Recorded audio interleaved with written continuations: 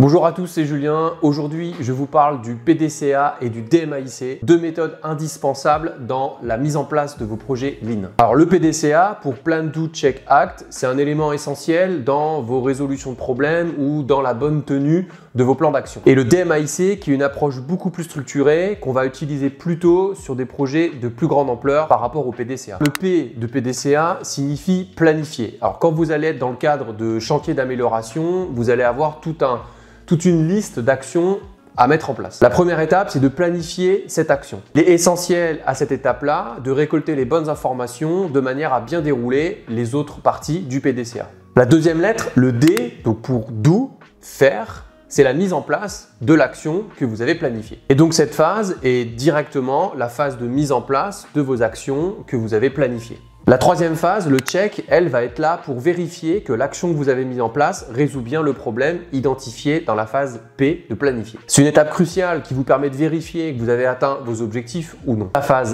A, acte ou agir, permet de vérifier si vous avez bien atteint ces objectifs. Et cela va vous permettre du coup de clôturer l'action ou de l'affiner ou de l'ajuster, voire de recommencer un nouveau cycle PDCA.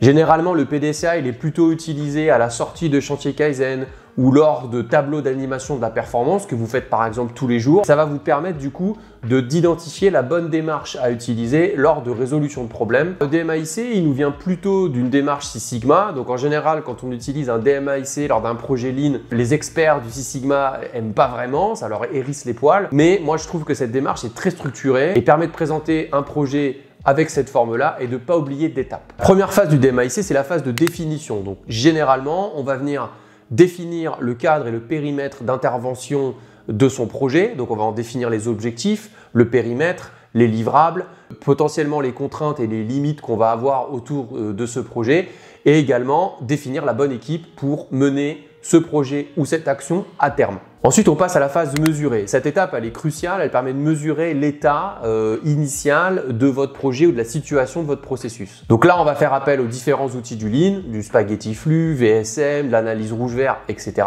Et ça va vous permettre de quantifier par de la donnée la situation actuelle de votre périmètre d'étude. Une fois que cette mesure elle est faite, on va passer à la phase analyser. Donc analyser les différents problèmes, en fait, les différentes grandes catégories de problèmes que vous allez avoir.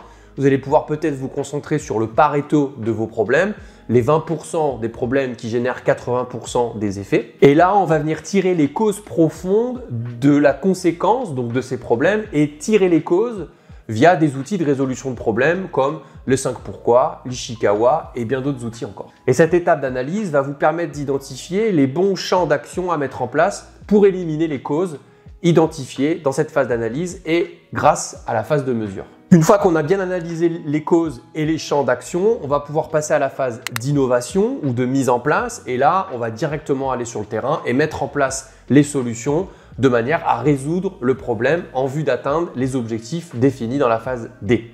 On passe ensuite à la phase de contrôle. La phase de contrôle, ça va être exactement pareil que dans le check du PDCA. On va vérifier que ce qu'on a mis en place vous permet d'atteindre les objectifs fixés lors de la phase de définition de votre projet. Donc là, ça peut passer par une phase de mesure de vos indicateurs clés via des tableaux d'animation de communication par exemple ou des tableaux d'animation à intervalles courts, la mise en place de standards par exemple ou la formation aux personnes qui travaillent sur ce processus. Donc pour résumer, le PDCA, moi je l'utilise beaucoup plus dans le cadre d'animation, de chantier et de résolution de problèmes au quotidien. Ça permet de suivre les actions, de voir où on en est et surtout d'utiliser une structure très simple qui vous permet de définir une cible, un objectif jusqu'à la phase de contrôle et être sûr qu'on peut clôturer cette action et passer à une autre. Alors que le DMAIC, j'utilise beaucoup plus dans le cadre de chantier, notamment de chantier Kaizen, plus costaud, avec une équipe, avec plusieurs objectifs. Là où le PDCA, on va plutôt avoir un objectif à atteindre. Le DMAIC, on peut avoir plusieurs objectifs qui peuvent suivre un SQCDP, sécurité, qualité, délai, performance, etc. Et donc notamment lors de présentation de chantier Greenbelt, moi je préconise de présenter ce chantier d'amélioration sous la forme d'un DMAIC. Ça permet d'avoir une bonne structure de présentation de son dossier. Si vous avez des questions ou des commentaires, n'hésitez pas à les laisser juste en dessous de cette vidéo. N'hésitez pas également à liker ou à vous abonner à ma chaîne, ça m'aide à continuer ce que je fais. Et moi je vous dis à très bientôt pour une prochaine vidéo. Ciao ciao.